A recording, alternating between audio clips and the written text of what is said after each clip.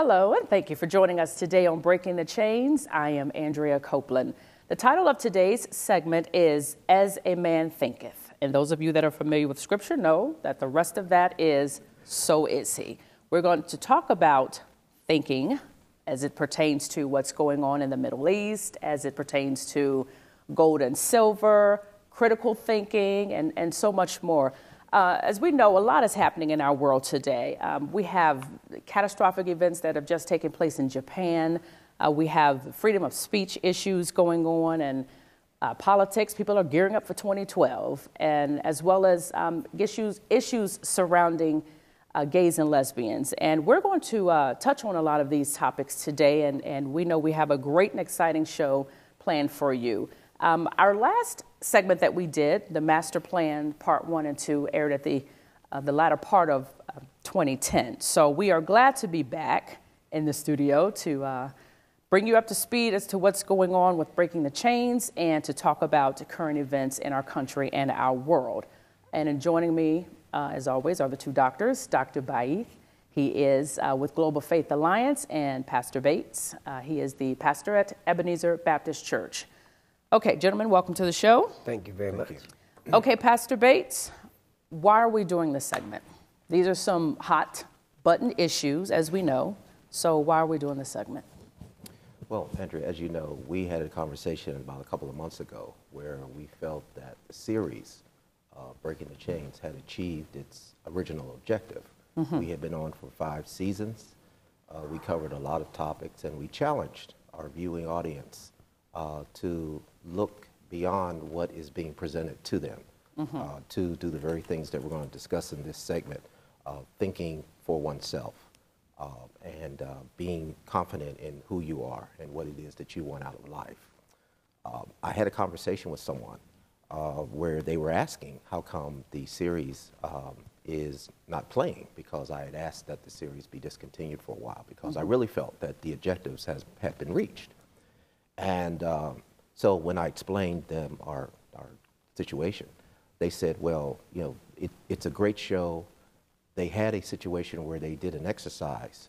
They were managing a group of people, mm-hmm. and they asked them to look at the media, take the newspaper, and identify all of the articles in the newspaper that had any reference to African Americans. And so they did the exercise. And what they found out was that most of the articles that were written that dealt directly or indirectly with African Americans, it was written in a negative tone. Mm-hmm. And so it was just, it just alerted to them, again, to the media bias that continually exists, and how not only we as African Americans, but certain segments of people are always portrayed in in an unbalanced light. Right. And so I thought about that, and they said, you know, Breaking the Chains provides a different view. It provides a view of two who have some degree of knowledge and are trying to just share, based out of their experience and knowledge, to the benefit of the community. And so after that conversation, I went home and I thought about it. And given the fluidity of events that are occurring mm-hmm. In the world today, and what is being presented to the masses as to what they should look at, what they should focus on, and knowing behind the scenes that it's not what is being presented, mm-hmm. I felt compelled to come mm-hmm. and have a segment so that we can, again, give our viewership an opportunity to look at things at a different light. Okay. Yeah, I have to say that there were some viewers who have expressed concern that we were going to end the series. And we appreciate that feedback, and we know that this show has provided a lot of useful information that one wouldn't otherwise be discussed as fairly, if you will. And we appreciate that feedback. So, Dr. Baith, what do you have to say about the community's interest in keeping this going? If you're talking about a black community interest or the community interest, I would mm-hmm. be more interested. I'd be more interested. I would be more interested in the community as a wider concept. Yeah. Because mm-hmm. this particular city, as we all have talked about several times, this is a very cosmopolitan city to be such a small dwelling.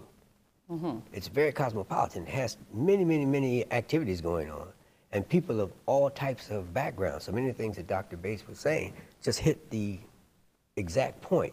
You have to talk about global information in order for people to understand what is occurring. It's not just occurring to people of color who happen to be people of African American. Right, because what happens on a global level eventually filters down to the local level. Or starts at the local level, and people don't see it until someone tells them, as Dr. Bates was saying, until tells people to look at. Yeah. Okay. All right, well, let's go ahead and talk about what's going on in the Middle East. A lot is going on. A lot is always going on in the Middle East. And I'll ask the question that someone asked last week. She said, why do people stay there? How do these individuals live around such constant turmoil and violence and fighting and wars? And are you talking about America? Are we no, talking about the United States people of in the America? Middle East. Oh. No, yeah, so we're talking about the upheaval that's going on in the Middle East. So no, she was asking the question. She just threw out a question that's like, if I were a Middle Eastern, and would I stay around all that constant violence? You know, people are dying every day because of just fighting. And the only different thing I think may be enlightenment is that if we look at what goes on in America, people in other parts of the world are beginning to say America imposed its unrest on other people. The Middle East people are saying that what is going on inside the Middle East didn't start from the Middle East. It started from the West, who then imposed their doctrines, their concepts imposed upon them. For instance, we can count the number of presidents that supported the United States for many, many, many years. You can go from Egypt all around the northeast region of what is called Africa and the southern part of the Middle East. If you go from Egypt all the way around the corner, these were supporters of the United States. The people inside the country have for years wanted them to be more fair and equitable to their own citizens. You're correct. The question is, what did the United States do when they had a chance to force these people to treat their citizens correctly? What happened? The United States wouldn't remove them. The United States wouldn't allow people to remove presidents in their own country because the United States supported them. And now we see the United States is now saying, yes, a change is going to come if we see people that we want in that leadership.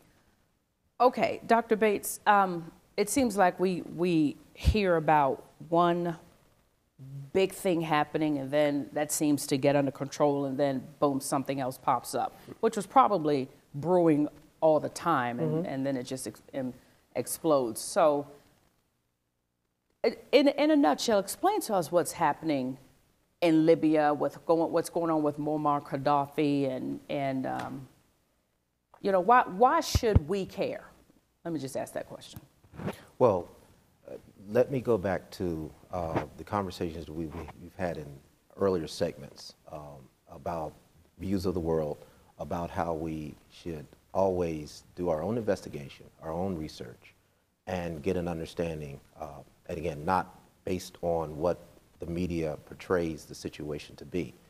The question or the concern by the colleague of yours is an example of asking, why are people allowing this to happen? Again, where is she getting her information from? How does she know that a certain thing is happening? Okay, no, her question was more, why do people stay there? Why don't people just pack up and say, I've had enough of all this constant violence? Why not leave? But how is her opinion being formed to make that type of a question assessment? Why is she assuming that there is this type of oppression going on? I'm not saying that it is or isn't, but we form our basis for investigation, for questions, for inquiry, based on something that we have obtained from somewhere else.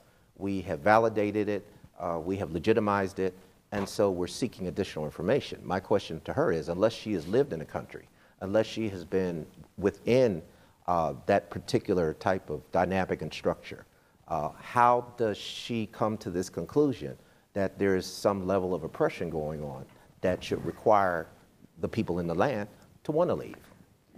We saw what just happened in Egypt. What did we see? We saw the what? We saw enough. We didn't see a thing. The media, however, portrayed a certain picture. They focused on a certain group. They focused on a certain area. It was not a comprehensive reporting, but it was a very selective reporting, of which we know that is what the media does. Now, this is where Dr. Baif can One other thing that happened at the same time. In Wisconsin, in the state of Wisconsin, the governor of the state of Wisconsin had made a move to defranchise the educational people. Many of the other organizations in that state was the removal of collective the removal of their collective bargaining positions. Now, these people began to move into the land of the free, where the government was moving against the people. And the same thing is happening in different areas of the United States. The Congress doing the same thing. The question that we now raise is, what was going on in that country, as you indicated, Egypt? And you saw a president who was there for 31, 32 years, something of this nature, that we, the United States, supported. I think we gave them the last time $5 billion a year would be given to them, provided that they make access to what the United States want from the Suez Canal, is what they call it, the canal. Suez, yeah. Now, we have to look at what was the problem. And then you mentioned about Liberia. What was the problem with Liberia? What is our business with Liberia? Years ago, a plane came down, and Liberian went to jail in one country who may have been responsible for bringing the plane down.